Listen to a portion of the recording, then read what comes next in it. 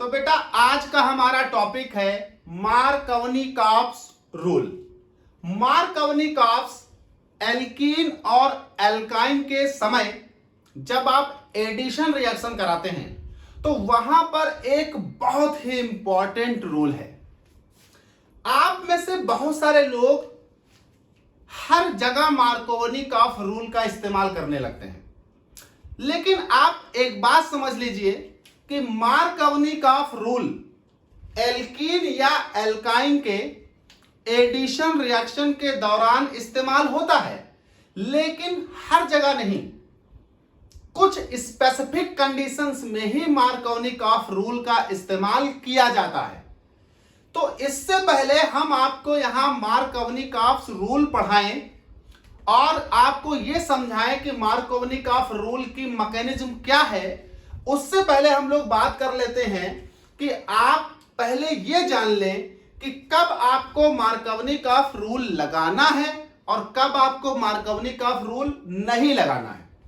तो देखिए, जब आप एल्कीन या एल्काइन की एडिशन रिएक्शन कराते हैं तो उस एडिशन रिएक्शन के दौरान आपको यह ध्यान देना होगा कि क्या मार्कोवनिकॉफ रूल लगाना है या नहीं लगाना है। कैसे पता चलेगा, जरा इधर देखिए। आप जब एडिशन रिएक्शन के दौरान एल्कीन लेंगे और हो सकता है आप एल्काइन लें, तो आप इन दोनों में से कोई भी लें, एल्कीन या एल्काइन, और आप एडिशन रिएक्शन में इसकी रिएक्शन किससे कराओगे? रिएजेंट से कराओगे। तो आप जब एडिशन रिएक्शन करा रहे हैं एल्कीन या एल्काइन की, किससे करा रहे हैं? रिएजेंट से। तो आपको एक बात ध्यान देनी होगी, अगर एल्कीन या एल्काइन सिमिट्रिकल है, सिमिट्रिकल और रिएजेंट भी सिमिट्रिकल है, ऐसी सिचुएशन में आपको मार्कोवनिकॉफ रूल का इस्तेमाल करने की आवश्यकता नहीं है। मैंने क्रॉस कर दिया। अगर आपका एल्कीन या एल्काइन जिसकी आप एडिशन रिएक्शन कराने जा रहे हो वो सिमिट्रिकल है और जिस रिएजेंट से आप रिएक्शन कराने जा रहे हो वो रिएजेंट भी सिमिट्रिकल है, तो आपको मार्कोवनिकॉफ रूल की आवश्यकता नहीं पड़ेगी। दूसरी बात सुनिए, अगर आपका एल्कीन या एल्काइन सिमिट्रिकल है और आपका रिएजेंट अनसिमिट्रिकल है, इस सिचुएशन में भी आपको मार्कोवनिकॉफ रूल की आवश्यकता नहीं पड़ेगी। अभी मैं समझा दूंगा सिमिट्रिकल अनसिमिट्रिकल क्या होता है। ठीक भाई, मान लीजिए आपकी एल्कीन या एल्काइन अनसिमिट्रिकल है, एल्कीन या एल्काइन अनसिमिट्रिकल है और आपका रिएजेंट सिमिट्रिकल है। ऐसी सिचुएशन में भी आपको मार्कोवनिकॉफ रूल की आवश्यकता नहीं पड़ेगी।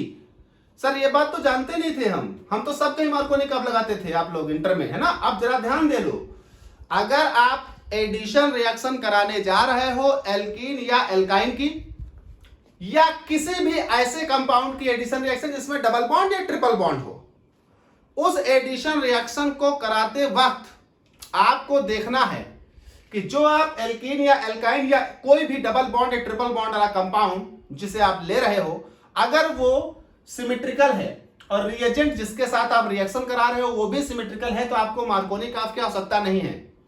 अगर आपका डबल बॉन्डेड कंपाउंड या ट्रिपल बॉन्डेड कंपाउंड जो भी आप ले रहे हैं वो सिमिट्रिकल है और आपका रिएजेंट अनसिमिट्रिकल है, तब भी आपको मार्कोवनिकॉफ की आवश्यकता नहीं है। अगर आपका double bonded triple bonded alkene alkyne या जो भी double bonded triple bonded compound ले रहे हो वो अनसिमिट्रिकल है और रिएजेंट सिमिट्रिकल है, तब भी आपको मार्कोवनिकॉफ रूल की आवश्यकता नहीं है। आपको मार्कोवनिकॉफ रूल की आवश्यकता सिर्फ तब पड़ेगी जब आपका एल्कीन या एल्काइन या जो भी आप इस तरह का डबल बॉन्डेड कंपाउंड ले रहे हो वो भी अनसिमेट्रिकल हो और आपका रिएजेंट भी अनसिमेट्रिकल हो। तो याद रखिएगा, जब रिएजेंट और डबल बॉन्डेड या ट्रिपल बॉन्ड डबल बॉन्डेड या ट्रिपल बॉन्डेड कंपाउंड्स जिसकी आप एडिशन रिएक्शन करा रहे हो रिएजेंट से, जब दोनों लोग अनसिमेट्रिकल होंगे सिर्फ तभी आपको मार्कोवनिकॉफ रूल की आवश्यकता पड़ेगी। क्लियर हो गया? अब जरा बात समझिए, मार्कोवनिकॉफ रूल कहता क्या है? मार्कोवनिकॉफ रूल यह कहता है कि अगर आप कभी भी किसी अनसिमेट्रिकल एल्कीन या एल्काइन की रिएक्शन किसी अनसिमेट्रिकल रिएजेंट से करा दें, तो अनसिमेट्रिकल रिएजेंट के जब दो हिस्से होंगे तो उसका जो निगेटिव वाला हिस्सा होगा वो आपकी अनसिमेट्रिकल एल्कीन या एल्काइन के उस वाले कार्बन के पास जाएगा जिसके पास हाइड्रोजन की संख्या कम होगी। तो जरा इसको मेंशन कर लेते हैं, फिर सिमेट्रिकल अनसिमेट्रिकल रिएक्शन में समझाता हूं मैं। देखिए, मार्कोवनिकॉफ रूल क्या कह रहा है कि द एडिशन ऑफ, मतलब जब आप कभी भी किसी भी रिएजेंट की एडिशन रिएक्शन अनसिमेट्रिकल एल्कीन या एल्काइन से कराते हैं तो रिएजेंट का निगेटिव हिस्सा हमेशा एल्कीन या एल्काइन के उस कार्बन के पास जाएगा जिसके पास हाइड्रोजन की संख्या सबसे कम होगी। The addition of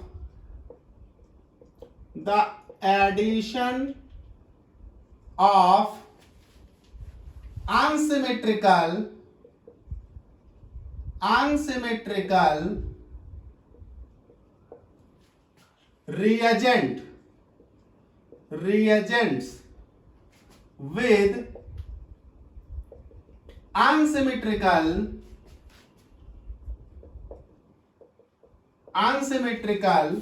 alkene or alkynes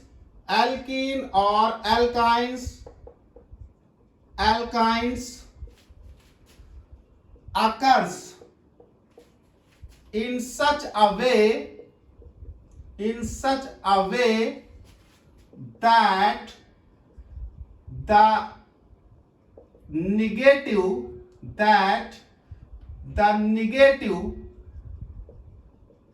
negative part of reagent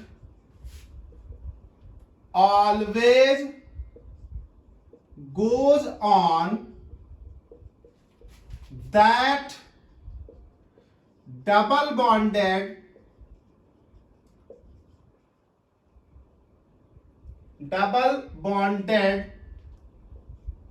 और अगर एल्काइन है तो ट्रिपल बॉन्डेड होगा, और ट्रिपल बॉन्डेड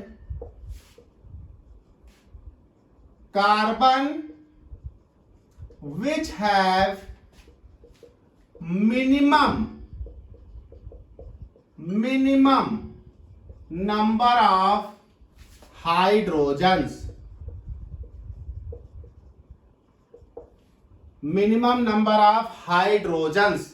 अगर आप किसी अनसिमेट्रिकल एल्कीन या एल्काइन का एडिशन कराते हैं किसी अनसिमेट्रिकल रिएजेंट के साथ, तो अनसिमेट्रिकल रिएजेंट का जो निगेटिव वाला पार्ट है वो हमेशा उस डबल बॉन्डेड या ट्रिपल बॉन्डेड कार्बन के पास जाएगा जिसके पास हाइड्रोजन की संख्या कम होगी। चलिए अब हम ले लेते हैं रिएक्शन। मान लीजिए मेरे पास ये है CH3 single bond CH double bond CH2, reaction करा दिया HBr के साथ।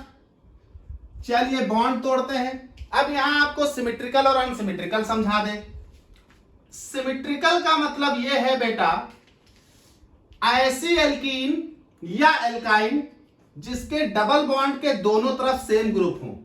जैसे इसके इस तरफ मान लीजिए CH3, तो उस तरफ भी है CH3, तो यह है सिमेट्रिकल।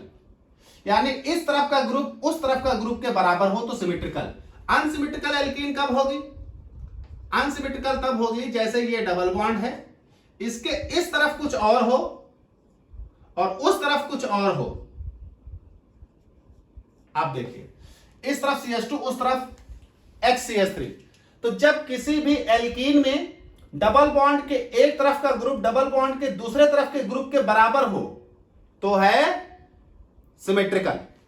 एक तरफ का ग्रुप दूसरे तरफ के ग्रुप के बराबर ना हो तो वो है अनसिमेट्रिकल। ऐसे ही एल्काइन में रिएजेंट कैसे पहचानोगे? अगर कोई रिएजेंट सिमेट्रिकल है तो जब वो रिएजेंट टूटेगा तो उसके दोनों सेम हिस्से बनेंगे।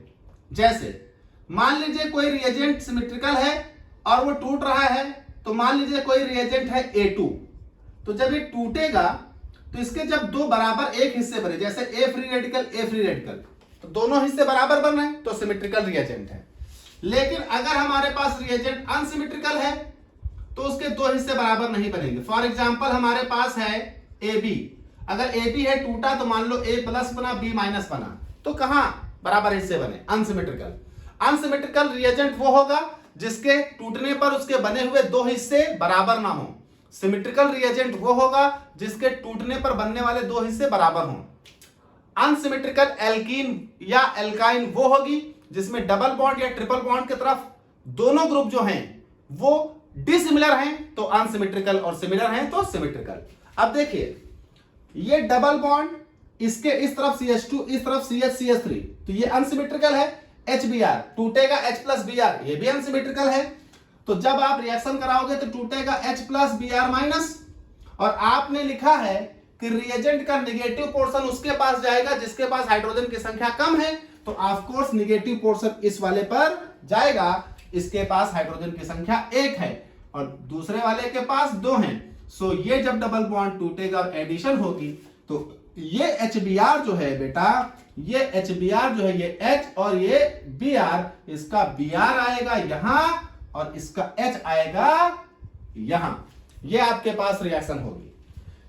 और रिएक्शन लेकर देखते हैं। मान लीजिए हमारे पास ये केस था CH3 CH3 double bond CH3। जब इसकी रिएक्शन हमने कराई, मान लीजिए हमने किसी भी चीज से करा दी, मान लीजिए हमने अनसिमेट्रिकल रिएजेंट HOCl ले लिया, तो जैसे ही अनसिमेट्रिकल रिएजेंट HOCl ले लिया, बेटा गौर करिएगा यहां पर OH पर होता है माइनस और Cl पर होता है प्लस। तो बेटा इस डबल बॉन्ड कार्बन के पास एक हाइड्रोजन, इस डबल बॉन्ड कार्बन के पास 0 हाइड्रोजन, तो कम किसके पास? 0 वाले के पास। 0 कम होता है 1 से, तो ये निगेटिव यहां आएगा और पॉजिटिव यहां आएगा। तो मार्कोनिकॉफ रूल के अनुसार ये बनेगा प्रोडक्ट CCH3 और ये हो जाएगा सिंगल बॉन्ड CH, ये हो जाएगा CH3, यहां पर जुड़ेगा OH और यहां पर जुड़ेगा Cl। तो रिएजेंट का निगेटिव पोर्शन उस कार्बन पर गया जिसके पास हाइड्रोजन की संख्या कम थी। चलिए कोई और देख लेते हैं। मान लीजिए हमारे पास कोई और केस है, मान लीजिए मेरे पास ये केस है, आपके पास ये केस है, चलिए ये केस है, यहां पर मेरे पास हो गया CH3 ये।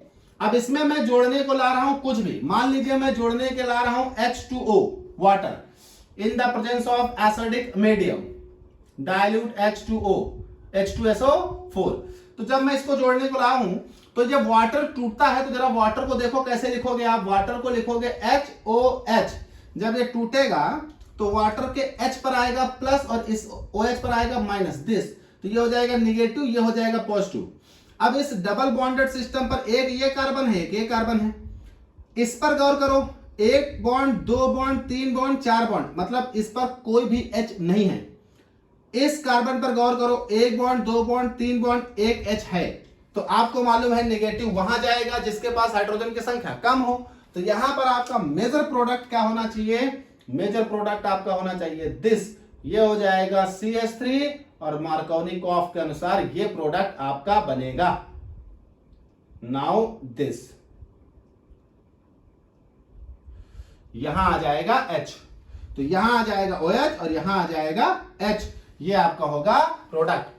तो अकॉर्डिंग टू मार्कोनिकॉफ रूल, जब आप किसी भी अनसिमेट्रिकल एल्कीन को अनसिमेट्रिकल रिएजेंट से रिएक्ट कराओगे तो एल्कीन और रिएजेंट इस तरह से रिएक्ट करेंगे कि negative portion of the reagent हमेशा एल्कीन या एल्काइन के या कोई भी डबल बॉन्डेड कंपाउंड है उनके उस कार्बन पर जाएगा जिस पर हाइड्रोजन की संख्या कम है। ठीक भाई, अब बात आती है कि ऐसा ही क्यों हो रहा है, हमेशा निगेटिव वही क्यों जा रहा है जहां पर हाइड्रोजन की संख्या कम है। तो बात करते हैं कि मार्कोनिकॉफ रूल के पीछे की मैकेनिज्म क्या है, ऐसा क्या हो रहा है कि नेगेटिव हमेशा उसी कार्बन पर जा रहा है जिस कार्बन पर हाइड्रोजन की संख्या कम है। तो जरा मैकेनिज्म की बात करते हैं, बात करता हूं mechanism of the Markovnikov rule.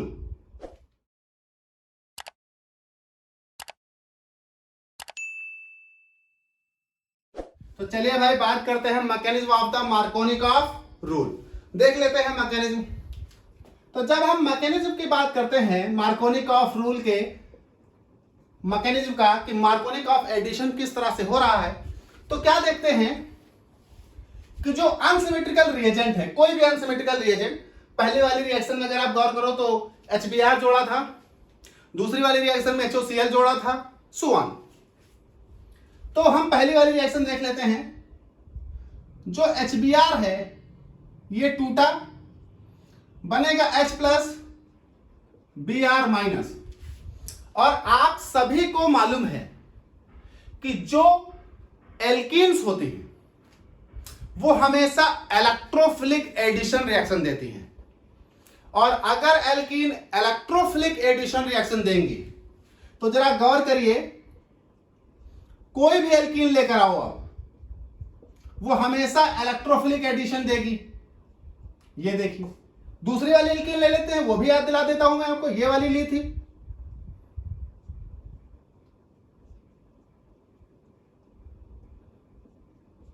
ये देखिए। तो कोई भी ले आओ, इनको किस पर भी रिएक्शन करा दो, चाहे इस पर या इस पर, आपको मालूम है एल्कीन हमेशा इलेक्ट्रोफिलिक एडिशन रिएक्शन देगी। और इलेक्ट्रोफिलिक एडिशन रिएक्शन में इलेक्ट्रोफाइल अटैक करने आएगा। तो जब इलेक्ट्रोफाइल अटैक करने आएगा तो इस इलेक्ट्रोफाइल को दिया जाएगा ये डबल बॉन्ड, यानी इस पाई बॉन्ड के इलेक्ट्रॉन। जब इलेक्ट्रोफाइल इस पाई बॉन्ड के इलेक्ट्रॉन पर अटैक करेगा, इलेक्ट्रोफाइल इस पाई बॉन्ड के इलेक्ट्रॉन पर अटैक करेगा, तो इलेक्ट्रोफाइल के पास दो पॉसिबिलिटी है। अगर इलेक्ट्रोफाइल इस कार्बन से जुड़े, जरा गौर करना, इस कार्बन से जुड़े तो इस कार्बन पर प्लस आएगा, समझो। अगर ये बॉन्ड यहां टूटा, यहां माइनस, तो यहां प्लस, तो ये इनसे जुड़ेगा। अगर ये बॉन्ड यहां टूटा तो यहां माइनस, यहां प्लस, तो ये इनसे जुड़ेगा। दो ही पॉसिबिलिटी है। तो अगर ये H इनसे जुड़ा, इसका मतलब इस बॉन्ड के इलेक्ट्रॉन लेकर वो इनसे जुड़ा, तो यहां प्लस आएगा। अब जरा गौर करो, अगर प्लस यहां आए तो सेकेंडरी कार्बोकैटायन बनेगा, और अगर प्लस यहां आए तो प्राइमरी कार्बोकैटायन बनेगा। तो दो पॉसिबिलिटी मैं दोनों लिख लेता हूं, CH3 CH single bond CH2, और दूसरी पॉसिबिलिटी है और CH3 CH CH2। अब ये अगर बॉन्ड यहां टूटा होगा तो यहां माइनस यहां प्लस, तो यहां प्लस यहां माइनस। अगर ये बॉन्ड यहां टूटा होगा तो यहां माइनस यहां प्लस, तो यहां माइनस यहां प्लस। हम दोनों पॉसिबिलिटी जनरेट कर रहे हैं। अब अगर H देखा जाए तो इस वाले केस में यहां प्लस यहां माइनस, तो H यहां जुड़ेगा, यानी एक पॉसिबिलिटी ये है, और इस वाले केस में H यहां जुड़ेगा, दूसरी पॉसिबिलिटी ये है। गौर करिए, ये सेकेंडरी कार्बोकैटायन है, ये प्राइमरी कार्बोकैटायन है। अब आप बताइए सेकेंडरी ज्यादा स्टेबल की प्राइमरी, और सबको मालूम है स्टेबिलिटी ऑफ कार्बोकैटायन प्राइमरी से ज्यादा होती है सेकेंडरी, सेकेंडरी से ज्यादा होती है टर्सरी। इसका मतलब जब ये इलेक्ट्रोफाइल इस एल्कीन पर अटैक करेगा तो दो कार्बोकैटायन बनने की पॉसिबिलिटी है, सेकेंडरी और प्राइमरी। प्राइमरी लेस स्टेबल है, सेकेंडरी मोर स्टेबल है। इसका मतलब इन दोनों में से ये सेकेंडरी कार्बोकैटायन है, इसका मतलब यही कार्बोकैटायन बनेगा, ये कार्बोकैटायन नहीं बनेगा। तो बेटा जब ये कार्बोकैटायन बनेगा ही नहीं तो बात खत्म कर दो इसकी। तो अब देख लो भैया, निगेटिव वहां जुड़ेगा जहां हाइड्रोजन कम थे। वैसे ही इनको देख लो, यहां जब बॉन्ड टूटेगा तो अगर H को हम इस पर अटैक कराएं तो इस पर प्लस आएगा, तो टर्सरी कार्बोकैटायन बनेगा। अगर हम H को इस पर अटैक करा दें तो फिर प्लस इस पर आएगा, सेकेंडरी कार्बोकैटायन बनेगा। क्यों? अगर ये बॉन्ड यहां टूटा, यहां माइनस आया, यहां प्लस, तो ये कार्बोकैटायन इस माइनस पर H, तो यहां अटैच, यहां प्लस आएगा, टर्सरी कार्बोकैटायन।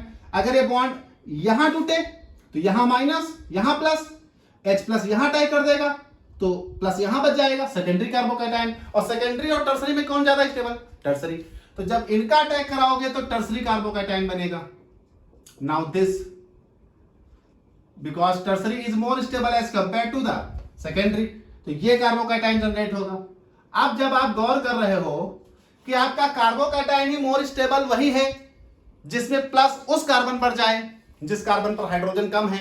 जब उसी कार्बन पर प्लस आए तो ही मोर स्टेबल कार्बोकैटायन बनता है। तो जब मोर स्टेबल कार्बोकैटायन बन ही वहां से रहा है तो बेटा तीसरे स्टेप में जब आप जाओगे तो पहले स्टेप में ये हो गया, दूसरे स्टेप में मैंने ये 2 केस ले लिए, ये हो गया, और जैसे तीसरे स्टेप में आप Br का अटैक कराओगे तो जरा गौर करिए, ये आपके पास कार्बोकैटायन जनरेट हुआ है और जब आप Br का अटैक कराओगे इस पर तो ऑफकोर्स निगेटिव वहां जाएगा जहां पर हाइड्रोजन की संख्या कम है। इस वाले केस में अगर इस वाले केस को देखो तो भी निगेटिव वहीं जाएगा जहां हाइड्रोजन की संख्या कम। हम यहां 2 केस ले लिए हैं तो ये हमारे पास हो गया CH CH3, now this is plus, ये हो जाएगा CH2, ये हो जाएगा CH3। अगर इस पर Br का अटैक करा दो तो नाउ ये आपके पास यहां आएगा। तो आपके पास देख रहे हो कि निगेटिव पोर्शन हमेशा वहां जा रहा है जहां हाइड्रोजन की संख्या कम है। उसका कारण यह है कि जब आप मैकेनिज्म करेंगे तो बेटा जो कार्बोकैटायन बनेगा उस कार्बोकैटायन के दौरान पॉजिटिव चार्ज हमेशा उस कार्बन पर डेवलप होता है जिस पर हाइड्रोजन की संख्या कम होती है। वही कार्बोकैटायन मोर स्टेबल होता है, इसलिए हमेशा मैकेनिज्म के दौरान वही कार्बोकैटायन बनता है। और जब वही कार्बोकैटायन बनता है तो बेटा जब तीसरे स्टेप में हम जाते हैं तो उसी कार्बोकैटायन पर वो अटैक करता है निगेटिव, तो ऑफकोर्स निगेटिव वहां पहुंच जाता है जहां पर हाइड्रोजन की संख्या कम होती है। तो ये होता है मार्कोवनिकॉफ रूल। अब एक बात समझिए, एंटी मार्कोवनिकॉफ रूल भी होता है जिसे आप कहते हैं पेरोक्साइड इफेक्ट या खराश इफेक्ट। एंटी मार्कोवनिकॉफ एडिशन में सब उल्टा होता है। उसमें ये Br जो यहां जुड़ रहा है यहां के बजाय यहां जुड़ेगा। तो एंटी मार्कोवनिकॉफ रूल की कहानी क्या है, कैसे होती है, नेक्स्ट वीडियो में बात करेंगे।